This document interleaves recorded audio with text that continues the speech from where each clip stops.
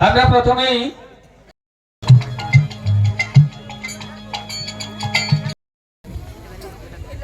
সমবেত ভক্তমণ্ডলী, আজকে বক্তব্য রাখার জায়গা নয়। আজকে গোটা ভারতবর্ষ জুড়ে শুভ মকর সংক্রান্তি এবং বিভিন্ন রাজ্যে আজকের দিনটি নানাভাবে সনাতনী ঐতিহ্য মেলে পালিত হচ্ছে। গঙ্গাসাগর, সব তীর্থ বারবার, গঙ্গাসাগর একবার। অন্যদিকে 144 বছর পরে মহাকুম্ভ প্রয়াগরাজে, সেখানে গতকালই 40 লক্ষ মানুষ স্নান করেছেন। 42 দিন ব্যাপী এই মহাকুম্ভে এবারে 40 কোটি সনাতনী হিন্দু সাই স্নান করে পুণ্য অর্জন করবেন। তাই এবারে শুভ মকর সংক্রান্তি একটা আলাদা মাত্রা পেয়েছে। আমি আমাদের এই গাংড়ার যে গঙ্গা মায়ের আরাধনা, এখানে ধর্মীয় কীর্তন, নামগান, প্রসাদ বিতরণ এবং উদ্যোক্তাদের পক্ষ থেকে শীতবস্ত্র প্রদান, আমি এলাকার বিধায়ক নয়, আপনাদের আত্মীয় হিসেবে আপনাদের সঙ্গে মিলিত হতে এসেছি। এবং আমার যে প্রথম কাজ ছিল রাধা মাধব এবং গঙ্গা মাকে পুজো দেওয়া, সেটা আমার করা হয়ে গেছে। আমি আপনাদের সকলকে এই শুভ দিনে সনাতনী হিন্দু ঐতিহ্য মেনে আমি আমার অন্তরের অন্তঃস্থল থেকে শুভকামনা জানাই। 18 বছর আগে এই ছোট্ট অথচ মহতি অনুষ্ঠানের প্রতিষ্ঠাতা ক্ষুদিরাম বর্মন মহোদয় প্রয়াণ হয়েছে। তার বিদেহী আত্মাকে আমি প্রণাম করি, তার বিদেহী আত্মা যাতে অমরত্ব পায় এই প্রার্থনা জানাই। আমাদের হিমাংশু বাবু সহ সমস্ত আয়োজকদেরকে ধন্যবাদ, গ্রামবাসীদের প্রণাম।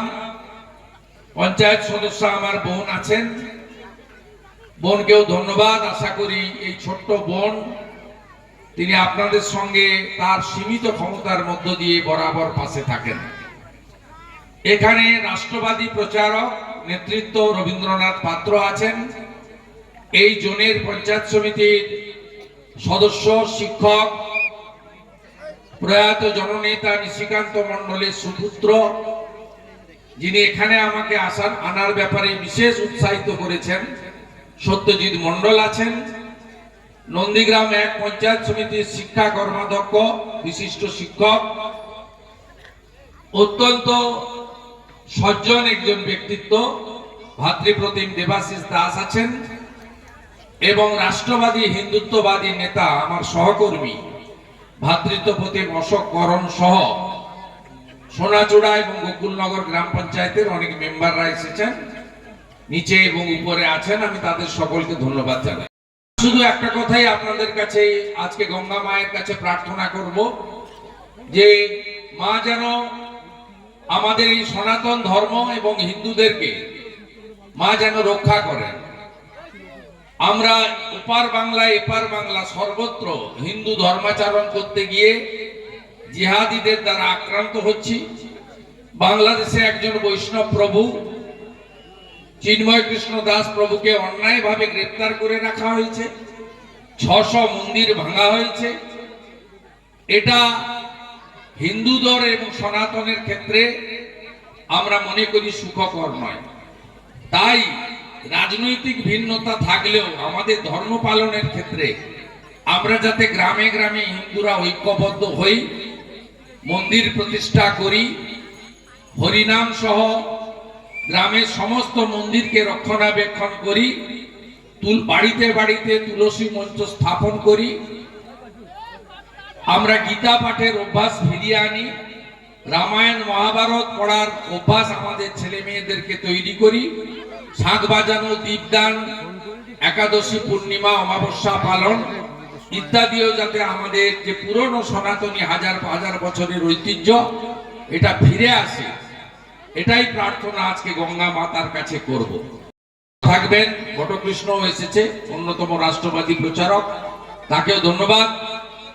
আমাকে স্থানীয় গ্রামবাসীদের পক্ষ থেকে এখানে একটি ঘাট নির্মাণের জন্য অনুরোধ করা হয়েছে। অনুরোধ নয়, আমি তাদেরই লোক। তারা আমাকে বারে বারে জিতিয়েছেন, শুধু নয় বিভিন্নভাবে সাহায্য করেছেন, আমার পরিচিতি দিয়েছেন, সোনাচূড়ার লোক, নন্দীগ্রামের লোক। তাই এখানে একটি ঘাট নির্মাণের স্কিম তৈরি করার জন্য এখানে রায়ত জায়গা আছে, উনি বলছেন যে আমি এনওসি দেব, কারণ ইরিগেশনের এনওসি আমি পাবো না, কারণ সব জায়গায় রাজনীতি হয়। এই রায়ত জায়গা আছে, ইনি বলছেন আমি এনওসি দেব। এনওসি যদি দেন, আমি সত্যজিৎকে দায়িত্ব দিচ্ছি, রবিবাবুকে দায়িত্ব দিচ্ছি, তারা পঞ্চায়েতের যিনি ইঞ্জিনিয়ার আছে তৈরি করবে ঘাটের। আমার বিশ্বাস যে 3-4-5 লাখ টাকার মধ্যে একটা ঘাট বানানো যাবে। আমি এরকম বহু ঘাট বানিয়েছি। আমাদের নরঘাটের যে ঘাট দেখবেন, উত্তর নরঘাট, সেখান থেকে শুরু করে আমি এইচডিএ চেয়ারম্যান থাকাকালীন বহু জায়গায় ঘাট নির্মাণ ইত্যাদি করেছি। নন্দীগ্রামেও অনেক জায়গায় এই ধরনের আমাদের সনাতনী প্রতিষ্ঠানকে বাঁচিয়ে রাখা, ঐতিহ্যকে বাঁচিয়ে রাখার কাজ আমরা বিগত দিনে করেছি, আগামী দিনেও করব। আমরা সব মন্দিরে সিসিটিভি লাগিয়েছি, যাতে কেউ আমাদের মন্দির চুরি চামারি করতে না পারে, অপবিত্র না করতে পারে। দাউদপুরে আমাদের মন্দিরকে অপবিত্র করা হয়েছিল। আমরা অধিকাংশ মন্দির যারা মাইক চেয়েছেন, মাইক আমরা দিয়েছি, কারণ আপনাদের প্রত্যুষে হরে কৃষ্ণ মন্ত্র, রাধা মাধবের নাম শোনানো উচিত, হনুমান চল্লিশা পাঠ করা উচিত। এই পরিবেশ যে আমাদের আধ্যাত্মিক পরিবেশ, এই পরিবেশ তৈরি করার কাজটা আমাদেরকে করতে হবে। তাই এখানে ঘাট নির্মাণের যে স্কিম তৈরি হলে, আমি আছি, এমএলএ এমপি আছে, সত্যজিৎ আমাকে যত তাড়াতাড়ি দেবে। এই মার্চের মধ্যে এই ফিনান্সিয়াল ইয়ারের বরাদ্দ সব হয়ে গেছে, দেবাশিস ভাইরা জানে, বিডিও অফিসে তারা থাকে। এপ্রিল মাসের যে ফিনান্সিয়াল ইয়ার, তার থেকে আমরা এই ঘাটের স্কিমকে আলাদা করে আমরা ব্যবস্থা করে দেব। এবং আমি আশা করি আগামী বছর যখন পুজোয় আপনারা ডাকবেন বা আসবো, তখন ওই ঘাটটাও দেখতে পাবো। সবাই ভালো থাকবেন। গঙ্গা মাতা কি, গঙ্গা মাতা কি। সনাতন হিন্দু ধর্ম